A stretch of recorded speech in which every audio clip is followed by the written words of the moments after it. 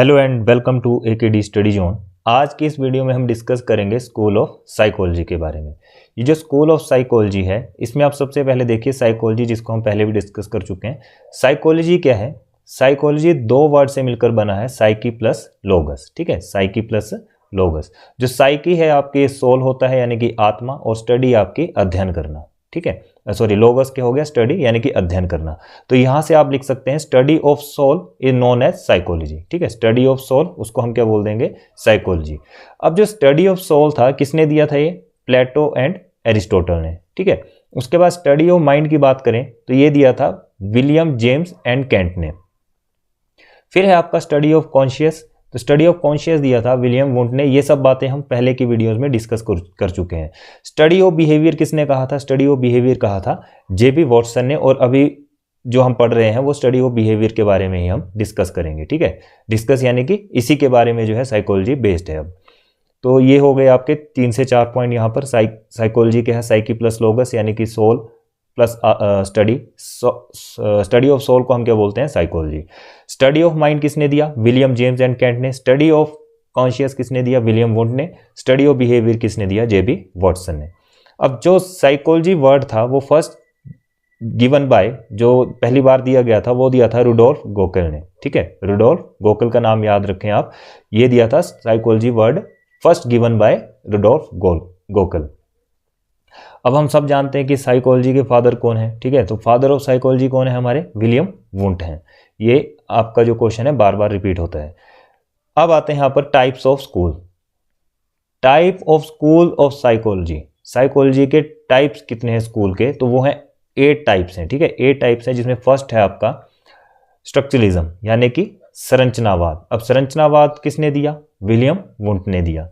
उसके बाद दूसरे नंबर पर है फंक्शनलिज्म यानी कि कार्यात्मकवाद। हिंदी में नाम इसके कुछ और भी हो सकते हैं, लेकिन यहाँ पर कार्यात्मकवाद याद रखें। इंग्लिश के सेम वही रहेंगे, विलियम जेम्स। उसके बाद है आपके पास बिहेवियरिज्म। बिहेवियरिज्म के कौन है? जेबी वॉटसन, ये आप सब जानते हैं। अब देखिए फोर्थ नंबर पे है साइको एनालिसिस। साइको एनालिसिस के कौन है? सिगमंड फ्रॉइड है। उसके बाद ह्यूमनिस्टिक के कौन है? कार्ल रोजर हैं। गेस्टाल्टवाद के कौन है? मैक्स वर्दीमर हैं। फिर आपका कोग्निटिविज्म आ गया, वो है मिलर एंड जेम्स। ठीक है, अब जो कंस्ट्रक्टिविज्म है इसमें आपके दो आएंगे, एक तो सोशल कल्चर थ्योरी जो थी उसके बारे में, और जो दूसरा हमारे कॉग्निटिव डेवलपमेंट था, यानी कि इसमें दो चीज़ों की बात की जाएगी। तो उसको हम एक एक करके अब डिस्कस करेंगे। तो यहाँ पर आपने देखा कि फर्स्ट नेम था आपके पास स्ट्रक्चरलिज्म, यानी कि स्ट्रक्चरलिज्म किसने दिया? विलियम वुंट ने दिया। फंक्शनलिज्म किसने दिया? कार्यात्मकवाद, वो आपको विलियम जेम्स ने दिया। उसके बाद बिहेवियरिज्म की बात की तो आपको जेबी वॉटसन ने दिया है। उसके बाद हमने देखा ह्यूमनिस्टिक, तो साइको एनालिसिस वो दिया है आपको सिगमंड फ्रॉइड ने। ह्यूमनिस्टिक दिया है आपको कार्ल रोजर ने। उसके बाद गेस्टाल्टवाद की बात करें तो मैक्स वर्दीमर। और 7th पॉइंट है कोग्निटिविज्म, तो ये दिया है आपको किसने? मिलर एंड जेम्स ब्रूनर ने। फिर रही बात कंस्ट्रक्टिव की, तो इसमें अभी हमने डिस्कस किया कि 2 पॉइंट्स आएंगे, एक तो कोग्निटिव डेवलपमेंट आएगा और एक सोशल कल्चर थ्योरी आएगी। जो किसने दी है? कोग्निटिव दी है आपकी जीन पियाजे ने, और सोशल दी है लेव वाइगोस्टी ने। अब देखिए एक एक करके डिस्कस करेंगे। स्ट्रक्चरलिज्म की बात करें तो यहाँ स्ट्रक्चरलिज्म में संरचनावाद, इसके जो फादर ऑफ एक्सपेरिमेंटल साइकोलॉजी कौन कहलाते हैं? वुंट हैं, William Wundt. First psychology lab William Wundt द्वारा रखी गई थी, की गई थी कब? एस्टेब्लिश की गई थी 1879 में। इसको याद रखें। लैब कहाँ थी? जर्मनी में। कहाँ पे? लिप्जिंग सिटी पे। तो ये यहाँ से 3 से 4 क्वेश्चन जो आपके बन रहे हैं कि फादर ऑफ एक्सपेरिमेंटल साइकोलॉजी कौन है? विलियम वुंट है। उसके बाद first psychology lab William Wundt द्वारा रखी गई, यानी कि 1879 में उन्होंने किया। जर्मनी में की थी, और लिप्जिंग सिटी में। फर्स्ट इंडियन साइकोलॉजी लैब, जो फर्स्ट इंडियन साइकोलॉजी लैब थी, इसको भी याद रखें, ये थे एनसेन गुप्ता 1916, कैलकाटा यूनिवर्सिटी में ये इनका लैब थी। ठीक है, उसके वर्ड स्ट्रक्चरलिज्म जो पहली बार दिया गया था वो दिया गया है टिचनर द्वारा। अब ये टिचनर कौन है? ये विलियम वुंट के ही स्टूडेंट हैं। ठीक है, तो यहाँ पर क्वेश्चन आ जाए कि वर्ड जो था किसने दिया था, तो वर्ड की बात की जाए तो किसने दिया है? वो टिचनर ने। और अगर पूछ लिया जाए कि फादर ऑफ एक्सपेरिमेंटल साइकोलॉजी कौन है, तो वो विलियम वुंट हो जाएंगे। ठीक है, अब इन्होंने टीचनर ने जो था वो इंट्रोस्पेक्शन वर्ड जो था वो भी किसने दिया था, इंट्रोस्पेक्शन वर्ड वो भी टीचनर ने दिया था। ठीक है, यहाँ से क्वेश्चन आ जाता है कि इंट्रोस्पेक्शन वर्ड किसने दिया, तो वो टीचनर ने दिया। अब इंट्रोस्पेक्शन रिलेट करता है हमारे कॉन्शियसनेस से, यानी कि चेतना से, आत्मनिरीक्षण से ये इंट्रोस्पेक्शन वर्ड हमारा रिलेट करता है। क्लियर है बात? तो यहाँ से फर्स्ट पॉइंट हमारा कंप्लीट हो गया। सेकंड है हमारा फंक्शनलिज्म। फंक्शनलिज्म यानी कि कार्यात्मकवाद। अब कार्यात्मकवाद में क्या है, जो फादर हैं अमेरिकन साइकोलॉजी हैं, ठीक है, father of American psychology William James की यहाँ पर बात होती है। अभी हमने ऊपर भी डिस्कस किया था। ठीक है, तो विलियम जेम्स यहाँ पर नाम आएगा। उसके बाद देखिए इन्होंने बुक्स लिखी हैं, 2 बुक्स लिखी हैं। कितनी? 2। एक आ गई आपकी टॉक टू टीचर, दूसरी आ गई प्रिंसिपल ऑफ साइकोलॉजी। तो यहाँ से 3 बातें अभी तक हमने पढ़ी कि father of American psychology William James, और 2 बुक्स जो पढ़ी, एक तो टॉक टू टीचर, एक प्रिंसिपल ऑफ साइकोलॉजी। इसमें इन्होंने वर्ड कौन सा दिया है? एक्सट्रोस्पेक्शन। ऊपर था इंट्रोस्पेक्शन, यहाँ पर एक्सट्रोस्पेक्शन यानी कि बाहरी निरीक्षण की बात की गई है। ये किसने दिया? विलियम जेम्स ने दिया। अब एक्सट्रोस्पेक्शन जो है रिलेट करता है एनवायरनमेंट के साथ, यानी कि वातावरण के साथ जो ये वर्ड हमारा रिलेट करेगा। क्लियर है बात? फंक्शनलिज्म भी हमने देख लिया। अब देखेंगे हम इसका नेक्स्ट बिहेवियरिज्म। बिहेवियरिज्म की बात करें तो यह है आपका व्यवहारवाद। अब व्यवहारवाद के जनक कौन है? जेबी वॉटसन है। अब बिहेवियर जो है, बिहेवियरिज्म जो है डिपेंड करता है हमारा, रिलेट करता है किससे? ब्लैक बॉक्स के साथ। It comes in between stimulus and response. Stimulus और रिस्पॉन्स के बीच में जो है ये ब्लैक बॉक्स आता है। ठीक है, उसके वॉटसन इग्नोर्ड हेरिडिटी। वॉटसन ने क्या इग्नोर किया था? हेरिडिटी को इग्नोर किया था, क्योंकि we learn everything from environment, क्योंकि हम जो भी चीज़ें सीखते हैं वो एनवायरनमेंट से ही सीखते हैं।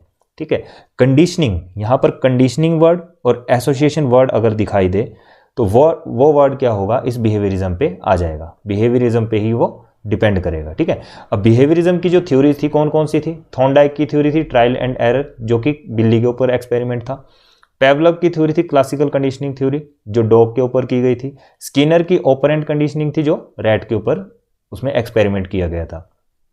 तो यहाँ ध्यान रखें कि बिहेवियरिज्म किससे रिलेट करती है? ब्लैक बॉक्स के साथ। ठीक है, ब्लैक बॉक्स के साथ वो किसके बीच में आएगा? स्टिमुलस और रिस्पॉन्स के बीच में। यह सब बातें हम इन थ्योरीज के अकॉर्डिंग पढ़ चुके हैं। ठीक है, तो एक बार इन वीडियोस को देख लें आप, जो भी थ्योरीज की वीडियो है वहाँ से आपको क्लियर हो जाएगा। कंडीशनिंग एंड एसोसिएशन वर्ड आपको दिखाई दे, कंडीशनिंग और एसोसिएशन, तो याद रखें वो किस में आएगा? बिहेवियरिज्म में आएगा। यहाँ से बिहेवियरिज्म भी हमारा हो गया। अब देखेंगे हम साइको एनालिसिस। अब साइको एनालिसिस जो है मनोविश्लेषणवाद। Psychoanalysis, father of psychoanalysis कौन है? सिगमंड फ्रॉइड है। बार बार हमने किया, इस थ्योरी को भी हमने ढंग से किया हुआ है। लेवल्स कितने हैं? इसमें 3 लेवल हैं आपके, कॉन्शियस, सबकॉन्शियस और अनकॉन्शियस। सबकॉन्शियस जो कॉन्शियस है आपका चेतन, जिसमें 8% ही आपको देखने को मिलता है। सबकॉन्शियस, प्री कॉन्शियस भी इसे बोला जाता है, अवचेतन जो कि 2% होता है, और अचेतन यानी कि 90% यहाँ पर आपको वो चीज़ देखने को मिलेगी। ये सब बातें हमने जो है साइको एनालिसिस की क्लास में ढंग से की थी। ठीक है, काफ़ी अच्छे से की हुई है, तो एक बार उन वीडियोज़ को जरूर देखें, उसके बाद इस वीडियो को देखें। उसके बाद है स्टेजेस ऑफ पर्सनैलिटी। अब जो स्टेजेस थी वो कौन कौन सी थी? इदम, ईगो और सुपर ईगो, यानी कि इदम, अहम और परा अहम की इसमें बात की गई थी। स्टेजेस कितनी है? 3 है। और यहाँ पर आपने देखा अभी कि लेवल्स कितने हैं? वो भी 3 है, conscious, subconscious and unconscious.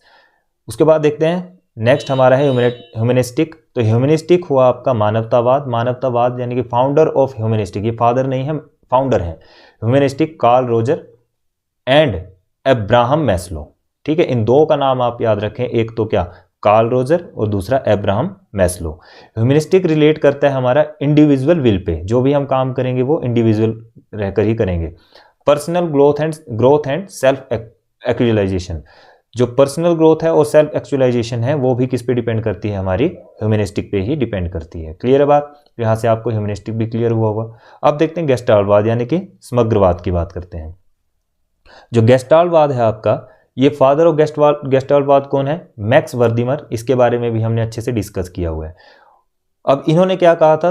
The whole is more important than its part, यानी कि हम जो भी चीज़ सीखेंगे उसको पूरा सीखेंगे, तोड़ के नहीं सीखते हैं। ठीक है, ये बात किसने कही थी? गेस्टाल्टवाद में कही थी मैक्स वर्दिमर ने।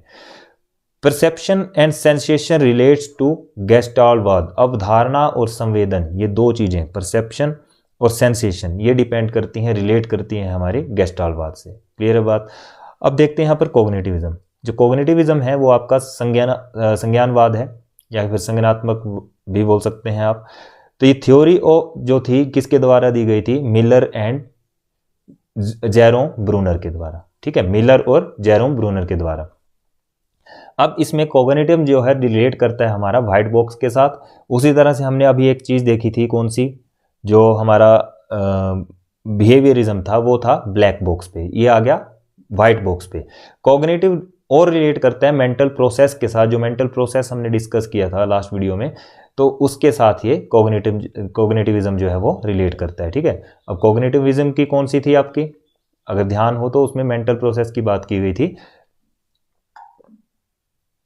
और वो थी हमारी सोशल लर्निंग थ्योरी, ठीक है। तो वहाँ पर ये अच्छे से हमने डिस्कस किया था। अब हमारा 8th नंबर है, जो 8th नंबर पे हम कंस्ट्रक्टिविज्म की बात करेंगे, यानी कि रचनावाद की। तो रचनावाद में आप देख सकते हैं इट डिपेंड्स ऑन NCF, ये डिपेंड करता है नेशनल करिकुलम फ्रेमवर्क जो 2005 वाला है, उस पर ये डिपेंड करता है, नेशनल करिकुलम फ्रेमवर्क 2005। अब इसमें कंस्ट्रक्टिविज्म हमने बात की थी, जो कंस्ट्रक्टिविज्म है ये दो पार्ट्स में है। देखिए, एक तो कॉग्निटिव डेवलपमेंट में और दूसरा आपका सोशल कल्चर थ्योरी पे। जो कॉग्निटिव डेवलपमेंट थ्योरी है वो किसने दी है, जीन पियाजे ने दी है। सोशल कल्चर किसने दी है, लेव वाइगोस्टी ने दी है। अब देखिए, child construct their own knowledge, इसमें जो ज्ञान का निर्माण है बालक स्वयं करता है, उसे कितना एक्सपीरियंस है, वो सब प्रीवियस नॉलेज यानी कि पूर्व ज्ञान से उसको रिलेट करने की कोशिश करता है। अब बच्चे को जितना ज्ञान होगा वो क्या करेगा, रिलेट करेगा अपने प्रीवियस नॉलेज के साथ, तभी वो आगे इसको कर पाएगा। जितना उसको एक्सपीरियंस है प्रीवियस नॉलेज का, उसमें वो क्या करेगा, इसको अपना जो जितना भी नॉलेज है उसको यहाँ पर रिलेट करेगा, ठीक है। तो ये थे हमारे स्कूल्स ऑफ साइकोलॉजी के कुछ पॉइंट्स, जिसमें हमने एक एक करके सभी को डिस्कस किया। अब वो एक एक करके हम कौन कौन से पॉइंट थे आप ऐसे देखें तो, पहला था आपका स्ट्रक्चरलिज्म, दूसरा था आपका फंक्शनलिज्म, तीसरा आपका बिहेवियरिज्म था। उसके बाद आपने देखा 4th नंबर पे साइको एनालिसिस के बाद देखा ह्यूमनिस्टिक के बाद आपने कौन सा देखा था 6th नंबर पे, गेस्टाल्टवाद, और 7th था आपका कॉग्निटिविज्म, और 8th था आपके पास रहा कंस्ट्रक्टिविज्म। तो ये सारे पॉइंट्स हमने एक एक करके डिस्कस किए। अगर ये वीडियो आपको अच्छी लगी प्लीज लाइक शेयर कमेंट जरूर करें, अपने फ्रेंड्स के साथ ज़्यादा से ज़्यादा शेयर करें। थैंक्स फॉर वॉचिंग, मिलते हैं नेक्स्ट वीडियो में।